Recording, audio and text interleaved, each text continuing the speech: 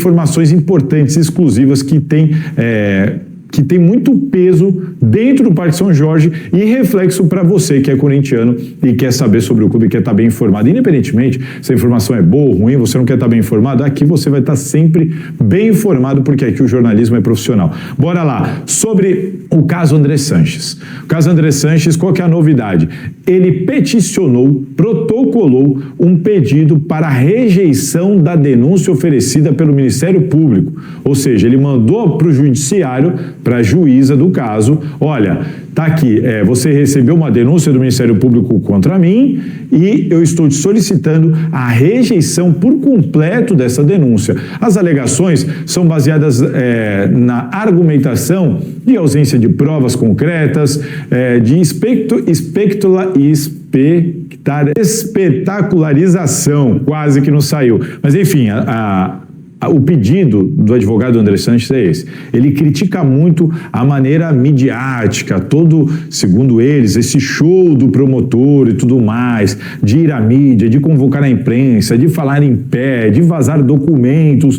Enfim, isso é uma das alegações da defesa do André Sanches, além de dizer que não tem provas concretas, que não tinha regramento no estatuto e diversas outras coisas. A defesa do André, assim como eu vinha falando aqui, quem assiste sabe, entende que não há cabimento na denúncia oferecida à justiça, e então eles solicitaram para que a denúncia seja rejeitada de prontidão, porque assim ele não se tornaria réu, isso sequer viraria um processo judicial para ele ter que se defender. Isso foi protocolado, aguardaremos, a gente precisa aguardar de que maneira a juíza vai receber isso, porque ela vai avaliar esse pedido, ela vai avaliar o pedido do Ministério Público e ela vai se manifestar. Ela tem 10 dias corridos a partir da denúncia protocolada pelo Ministério Público. E aí a gente vai saber se o Andrés vai virar réu ou não.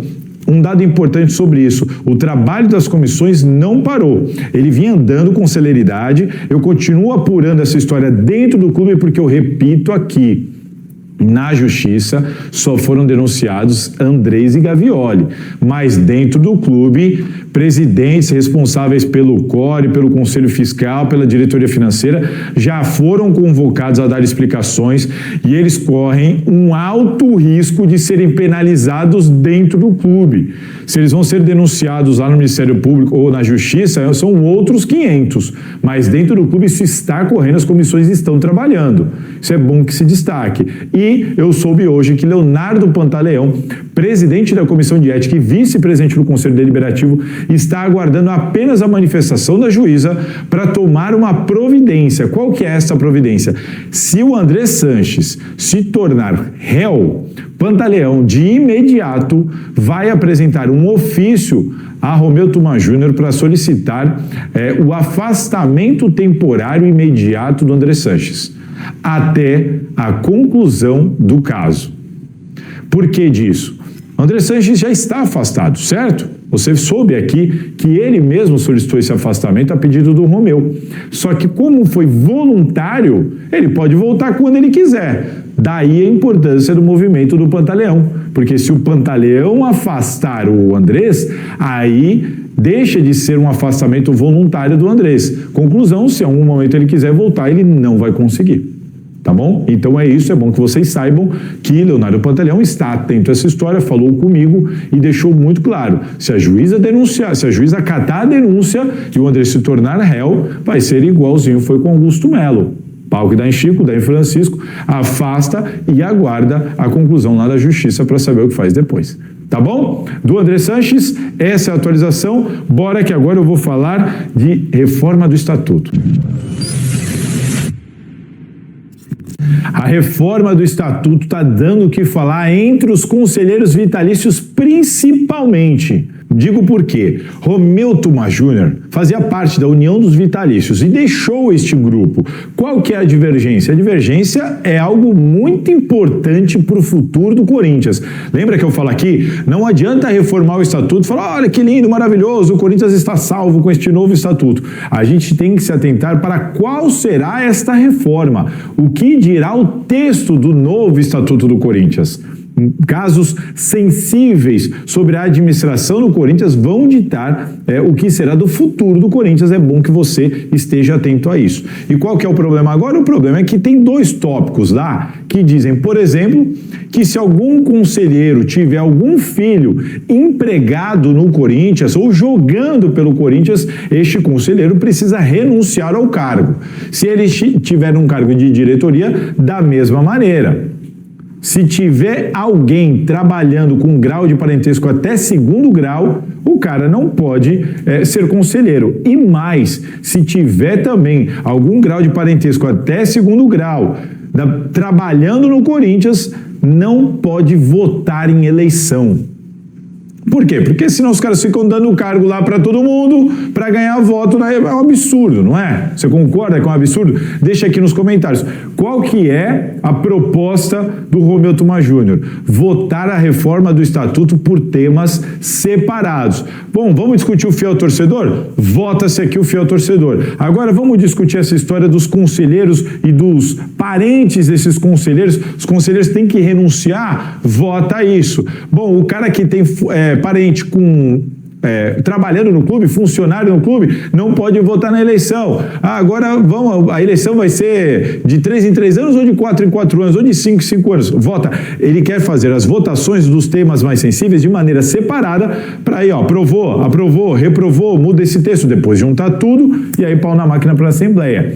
Essa é a ideia dele. E mais, voto aberto. O Romeu Thuma Júnior quer voto aberto, nada de voto secreto na hora de decidir o futuro do novo Estatuto do Corinthians. Você concorda ou você discorda? O ponto é, os conselheiros vitalícios, em grande maioria, não todos, estão muito pé da vida com o Romeu Thuma Júnior, porque não querem voto secreto e não querem perder essa mamata, porque tem um monte de conselheiro vitalício lá com o filho no clube trabalhando, com o sobrinho, com não sei quem, com um parente no clube, e não querem perder isso. Então querem voto secreto e querem votar o texto num blocão só, não querem segmentar, não querem colocar isso à parte para uma votação no conselho. Está tendo uma briga gigantesca entre esses cardeais do Corinthians e o Romeu está enfrentando essa briga aí, mais uma briga para o Romeu enfrentar. Enfim, o Romeu que gosta de uma briga, diz aqui nos comentários o que você acha, mas a reforma do Estatuto vai passar por esse desafio de ter de lutar contra a vontade de vários desses conselheiros vitalícios que tem funcionário, filho jogando na base, todo mundo lá, e o cara vota e negocia voto e tudo mais, tá bom? Fica aqui a informação importantíssima, a gente está atento a isso, e bora que agora eu quero falar de Lúcio Blanco. Lembra dele? Bora!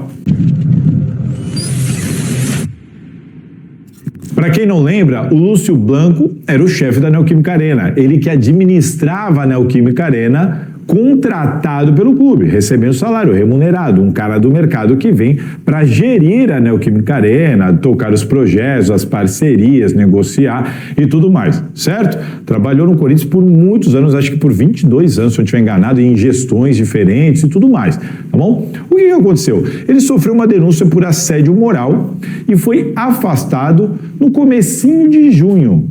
Só que nós estamos já aqui na segunda quinzena de outubro, e o que eu soube na semana passada, que o Lúcio Blanco continua recebendo salário do Corinthians, mesmo afastado.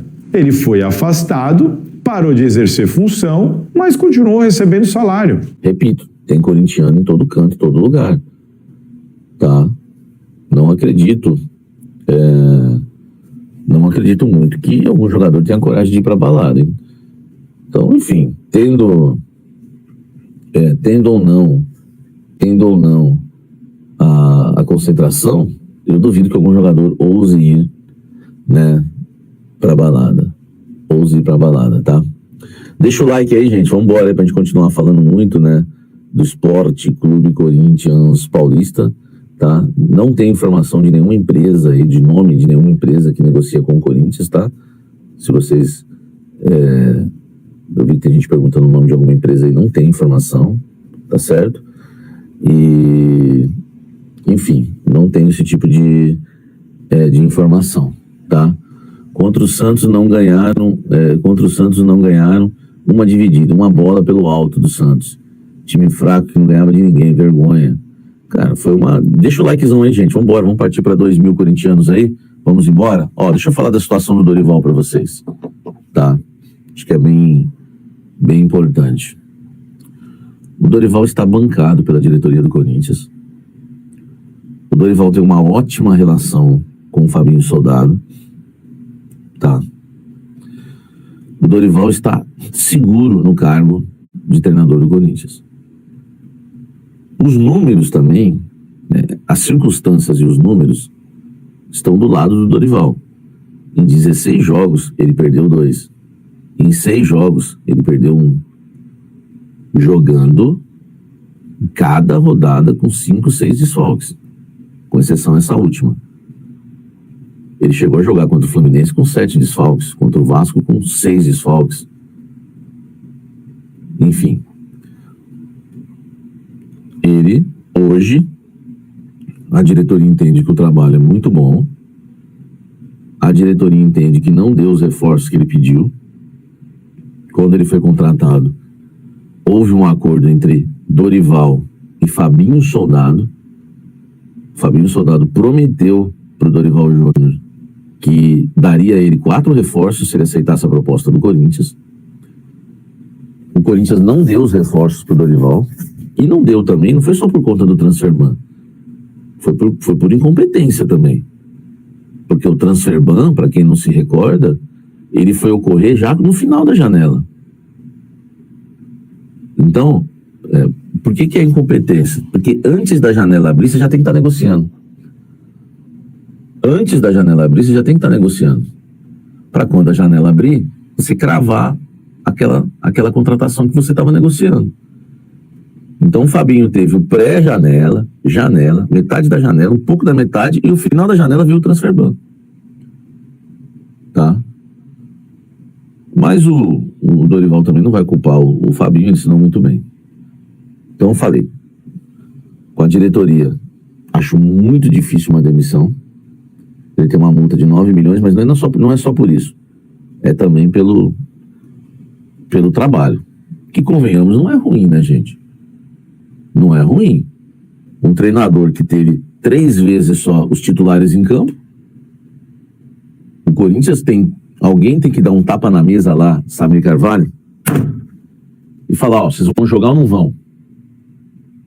Porque o Memphis, na Vila Belmiro, não quis jogar os 90 minutos, estava com medo de lesão, porque voltou de viagem da data FIFA e falou, ó, na última eu lesionei.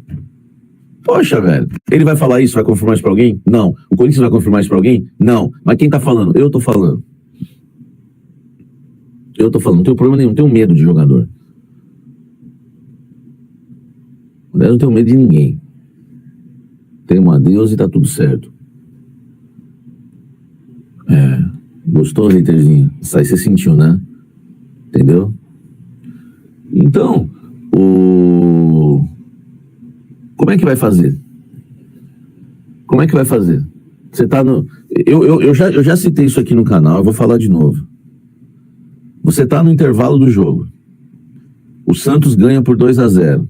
Eu acho que o Memphis, pelo menos o Memphis, o Maradoninha da Fiel, ainda, né, não sei o quê, tava voltando e tal, né? Sabe quantos treinos o Maradoninha da Fiel fez com bola? Para valer? Vamos ver quem tem essa informação. Só eu tenho essa informação. 5. 5. Para valer, 5. Agora, faz sua avaliação. Com 5 treinos com bola para valer, vocês acham que o Garro tinha condição de jogar 45 minutos? Ou ele só tinha condição de jogar 25 minutos?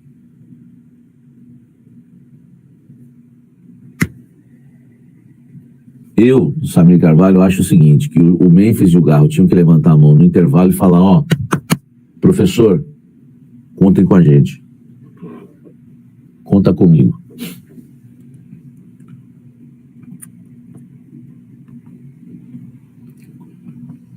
Tá?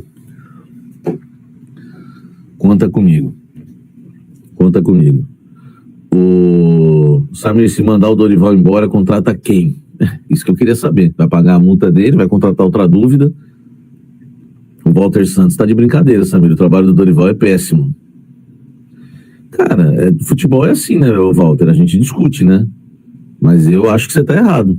Entendeu? Como é que você vai falar que o trabalho do Dorival é péssimo? Vamos lá. É que vai parecer aqui que eu sou o amigo do Dorival, que está passando pano pro Dorival, simplesmente por discordar de você ou discordar de quem acha o contrário. Uma discussão, homens discutem, mulheres discutem, e adultos discutem, tem que ser uma discussão em alto nível. Agora, se começar a passar pano, não sei o quê, entendeu? Não é o seu caso, tá? Não é o seu caso.